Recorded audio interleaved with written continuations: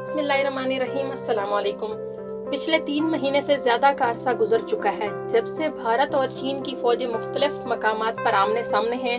दोनों मुल्कों के दरमियान मुज़ाकरात जारी हैं, मगर लद्दाख का सर्द मौसम भारतीय फौजियों के लिए कड़ा इम्तिहान बन गया है। मजीद फौज की तैनाती और आने वाले दिनों की तैयारियों से भारतीय फौज ज़बरदस्त दबाव में है। भारतीय फौज के साबिक deputy chief lieutenant general S.K. पतियाल लिया में वाक़े 14वीं कोर के कमांडर रह चुके हैं। पतियाल का कहना है कि लद्दाख में खतरनाक सर्दी होती है। दर्जा हरारत -40 सेंटीग्रेड तक चला जाता है और 40 फुट तक बर्फ भी जम जाती है। हमें ये समझना होगा कि ऐसे हालात में गश्त करना भी मुश्किल हो जाता है।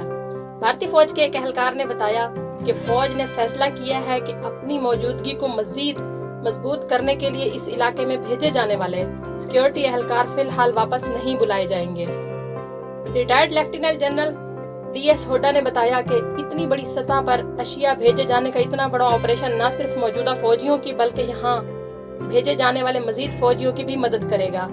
ऐसा ऑपरेशन शुमाली लद्दाख में भी इससे कबल नहीं हुआ और यही बात इसे गैर मामूली बनाती है। अब फौजी दस्ते इस इलाके में सर्दियों में भी रहेंगे और इससे मौजूदा सूरत हाल की संजीदगी का भी पता चलता है। इन मुश्किल मौसमी हालात पर इंडियन फौजियों ने एक वीडियो में भी अपनी मुश्किलात बताई हैं। उन्होंने वीडियो बनाई और उसमें अपनी मुश्किलात का जिक्र किया है। मजीद देखते हैं आगे इनके साथ क्या बनती है। इसी तरह की मजीद न्यूज़ जानने के लिए बुराक टीवी को सब्सक्राइब करें। वीडियो अच्छी लगे तो लाइक और शेयर करें।